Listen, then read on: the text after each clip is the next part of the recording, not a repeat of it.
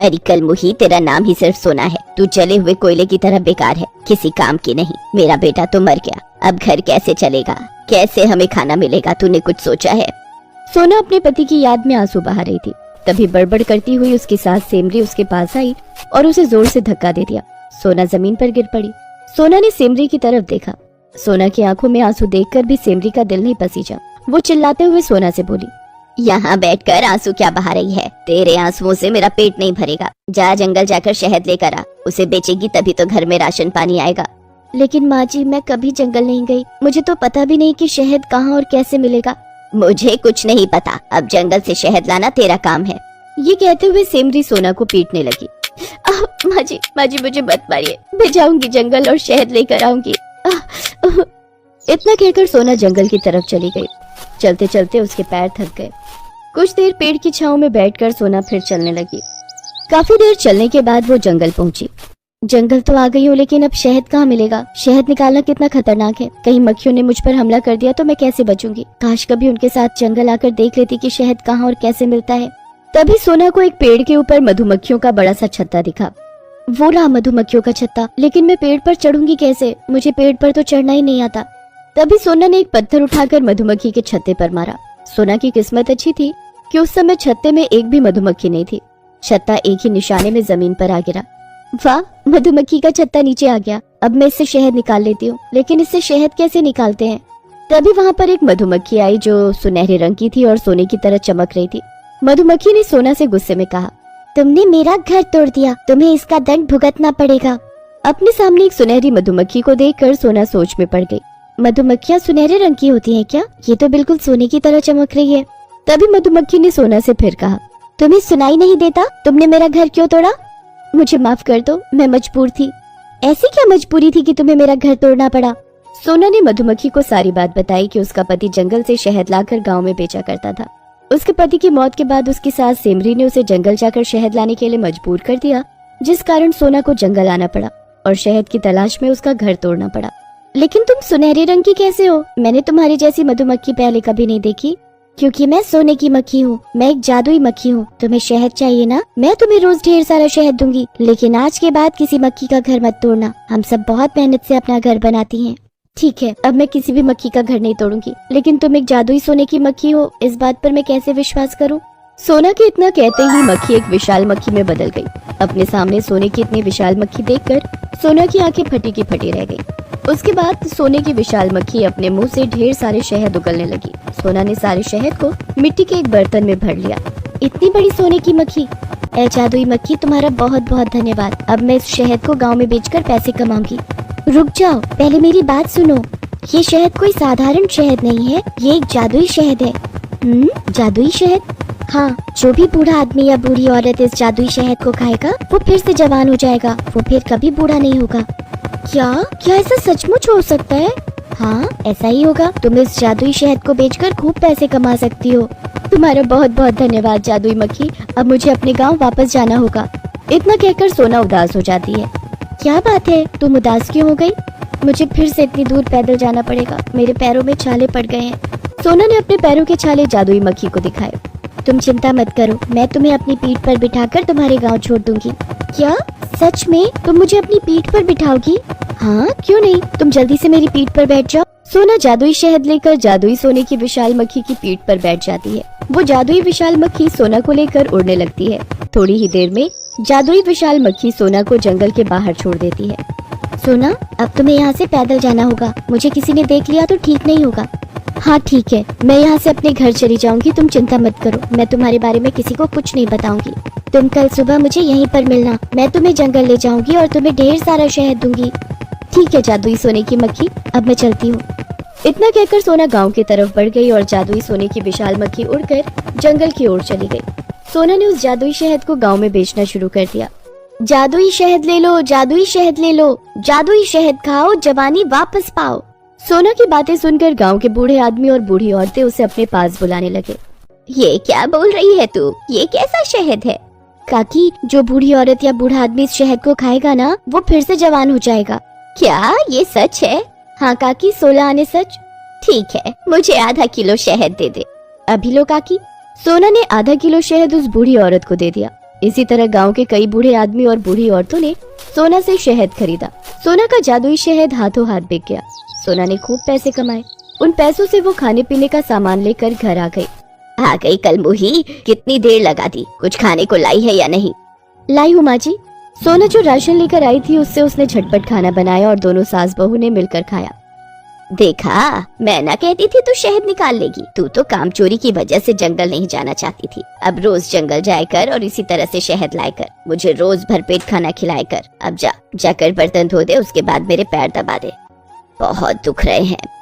सोना मन ही मन सोचती है, मैं पहली बार जंगल जाकर शहद लाई हूँ, लेकिन माँ जी ने एक शब्द मेरी तारीफ में नहीं कहा। ये सास है या कोई चुड़ैल?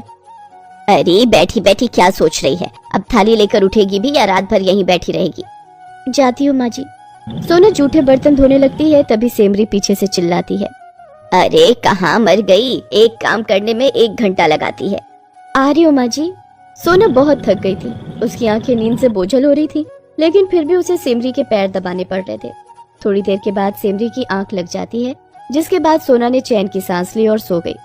दूसरे दिन सुबह सुबह सेमरी ने सोना को जगाया। अरे जंगल नहीं जाना है क्या? सोती ही रहेगी, चल उठ। बेचारी सोना उठकर नहा धोकर जंगल जाने लगी। जैसे ही वो गांव से बाहर पहुंची, उसने देखा कि जादुई सोने की विशाल मक्खी उसका इंतजार कर रही थी। आओ सोना, मेरी पीठ पर बैठ जाओ। सोना मक्खी की पीठ पर बैठ जाती है। जादुई मक्खी उसे जंगल ले जाती है और ढेर सारा जादुई शहद देती है, जिसे लेकर सोना गाँव आ जाती है। सोना ने पूरे गाँव में जादुई शहद बेचा और ढेर सारे पैसे कमाए। अब रोज यही होता। धीरे धीरे सोना के जादुई शहद वाली बात पूरे गांव में फैल गई। जादुई शहद खाकर बूढ़े आदमी और बूढ़ी औरतें जवान होने लगे थे। ये बात सेमरी के कानों तक पहुंची। क्यों री, तू पूरे गांव में जादुई शहद बेच रही है और मुझे नहीं बताया? तूने जादुई शहद मुझे क्यों नहीं दिए? तू नहीं चाहती कि मैं जवान हो जाऊं? हैं? नहीं माँ जी, ऐसी कोई बात नहीं है। सारा शहद गाँव में बिक जाता था, इसलिए जादुई शहद मैं आपके पास नहीं ला पाई। बहाने बना रही है, हैं? सेमरी सोना की पिटाई करने लगती है।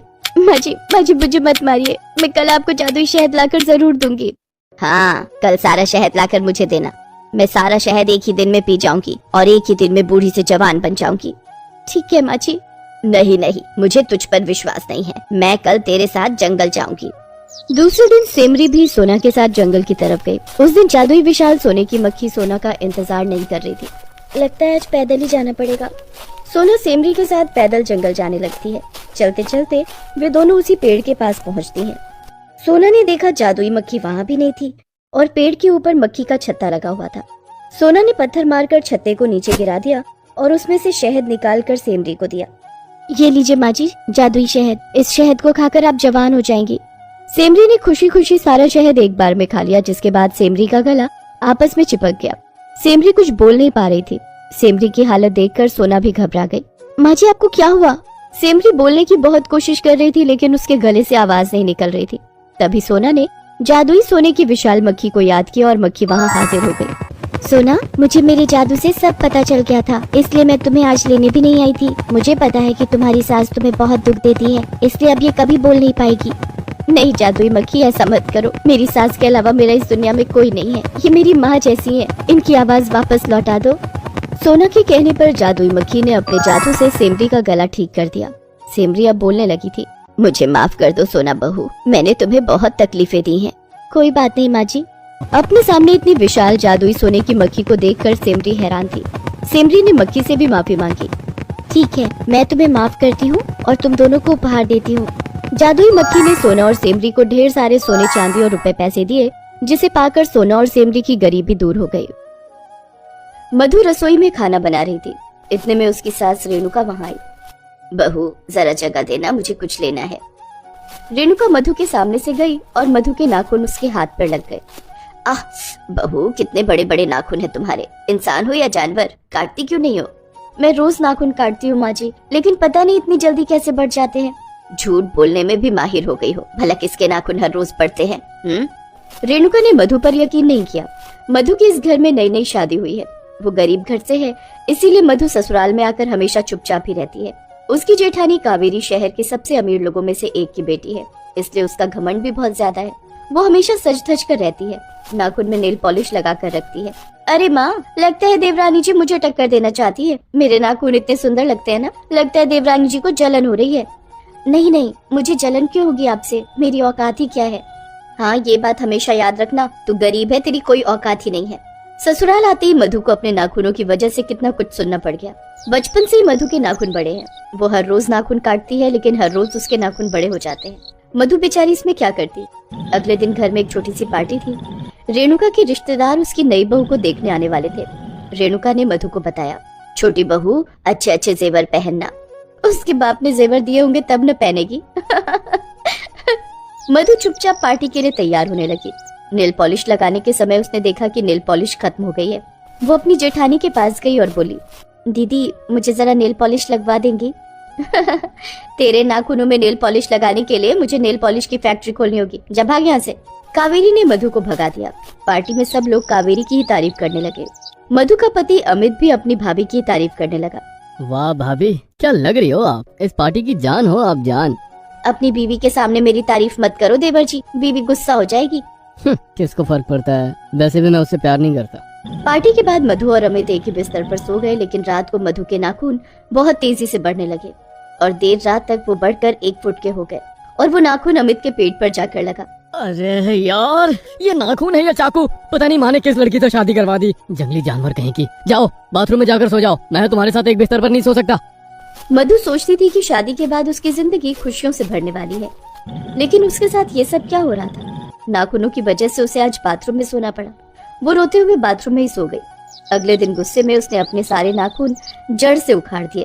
अब देखती हूँ मैं कि मेरे नाखून कैसे बढ़ते हैं। लेकिन रात को फिर से उसकी उंगलियों में नाखून आ गए। मधु परेशान हो गई। दिन रात उसकी सास, जेठानी और पति उसे खरी खोटी सुनाने लगे। उसने अपनी सास से पूछ ही लिया, अगर आप लोगों को मुझसे इतनी प्रॉब्लम है तो मुझे इस घर की बहू बनाकर क्यों लाई? ये सुनकर उसकी जेठानी कहने लगी, क्योंकि मुझे एक नौकरानी चाहिए थी और एक गरीब बहू से अच्छी नौकरानी कौन हो सकती है।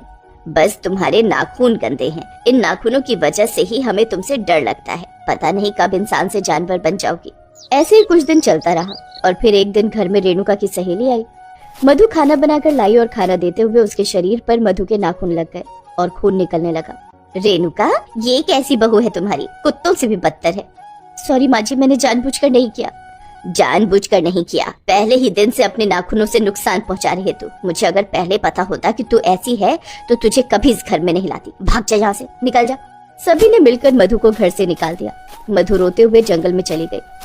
सभी मुझे जंगली जानवर बोलते हैं, मैं जंगल में ही चली जाऊंगी और वहाँ कोई जंगली जानवर मुझे खा लेगा, मैं बस यही चाहती हूँ। मधु के नाखून बहुत लंबे हो गए। इतने में उसने किसी के चिल्लाने की आवाज सुनी, बचाओ बचाओ, मुझे बचाओ। कोई मुसीबत में है शायद, मुझे उसकी मदद करनी चाहिए। मधु उस हिरण के पास गई। एक शेर उस हिरण को मारने ही वाला था कि तभी मधु ने अपने नाखूनों से उस शेर को चोट पहुंचाई और वो शेर डर के मारे भाग गया। तुमने मेरी जान बचाई, मैं हमेशा तुम्हारा आभारी रहूंगा। आज पहली बार मेरे नाखून किसी के काम आए हैं, मैं बहुत खुश हूँ। लेकिन तुम इस जंगल में क्या कर रही हो? ये जंगल इंसानों के लिए तो नहीं है। मेरे इन बड़े बड़े नाखूनों की वजह से सभी मुझे जंगली जानवर कहते हैं, इसीलिए तो मैं यहाँ चली आई हूँ। मधु ने उस हिरण को सब कुछ बताया। सब कुछ सुनकर उस हिरण को मधु पर दया आई। तुम्हारी जिंदगी मुश्किलों से भरी हुई है, लेकिन तुम चिंता मत करो, तुमने मेरी जान बचाई है, मैं भी तुम्हारी मदद करूंगा। ये बोलकर हिरण जंगल की देवी को बुलाने लगा। कुछ ही देर में जंगल की देवी वहाँ प्रकट हुई। बोलो हिरण, तुम्हें क्या चाहिए? हिरण ने मधु के बारे में सब कुछ देवी को बताया। हे जंगल की देवी, मैं अपने लिए कुछ नहीं चाहता हूँ, मैं बस चाहता हूँ कि मधु की कमजोरी उसकी ताकत बने। ठीक है वत्स। मधु, तुमने आज इस जंगल को अपनाया है और हिरण की मदद की है, इसीलिए मैं तुम्हारे नाखूनों को जादुई नाखून बना देती हूँ। अपने नाखून हवा में घुमाकर तुम जो कुछ भी चाहोगी वही होगा। तथास्तु। देवी अदृश्य हो गई। मधु को जैसे यकीन ही नहीं हो रहा था, क्या सच में ऐसा हो सकता है? मुझे भी बहुत सारा खाना चाहिए। तुरंत मधु के सामने बहुत सारा खाना आ गया। मधु की खुशियों का ठिकाना नहीं रहा। उसने और हिरण ने मिलकर खाना खाया। फिर मधु ने कहा, दोस्त, मेरा कुछ काम अधूरा रह गया है, मैं जा रही हूँ वो काम पूरा करने, मैं फिर से लौट के आऊंगी। मधु ससुराल लौट गई। उसे देखकर उसकी सास रेणुका गुस्सा हो गई। अरे तू फिर आई है, आज तो तुझे मैं। रेणुका एक डंडा लेकर मधु को मारने के लिए आगे बढ़ने लगी। तभी मधु ने अपने नाखून हवा में घुमाकर कहा, मेरी सास को एक छोटी बच्ची बना दो। रेणुका तुरंत एक 2 साल की बच्ची बन गई और वो मुंह पे बल गिरी, फिर रोने लगी। मेरे नाखून जादुई बन गए हैं, कोई लेगा मुझसे पंगा? मधु की जेठानी, मधु का पति सभी मधु से डरने लगे। शादी के बाद से मुझसे बहुत काम करवाया है तुम लोगों ने, बहुत अत्याचार किया है, आज मैं बदला लूंगी, जाओ मेरे लिए काम करो। उसकी जेठानी ने जिंदगी में कभी कोई काम नहीं किया था। वो खाना बनाने लगी और मधु का पति मधु के पैर दबाने लगा। मधु अपने नाखूनों से जादुई करतब करने लगी। रात को कावेरी ने अमित से कहा, हमें कुछ करना होगा, उसकी सारी शक्ति उसके नाखूनों में है, हम उसके नाखून काट देंगे। रात को जब मधु सो रही थी तब दोनों कैंची से उसके नाखून काट देते हैं। मधु की नींद टूट गई। अब देखती हूँ तू जादू कैसे करती है। तेरे सारे नाखून गायब हो गए। मधु ने हंसकर कहा, तुम दोनों शायद भूल गए हो कि मेरे नाखून कितनी तेजी से बढ़ते हैं। ये कहते हुए मधु के नाखून बढ़ गए और उन नाखूनों की मदद से उसने उन दोनों को भी बच्चा बना दिया और फिर तीनों बच्चों को लेकर जंगल लौट आई। जंगल के सभी जानवर तीनों के साथ खेलने लगे। मधु जंगल में ही घर बनाकर बस गई और अपने जादुई नाखूनों की मदद से एक खुशहाल जिंदगी जीने लगी।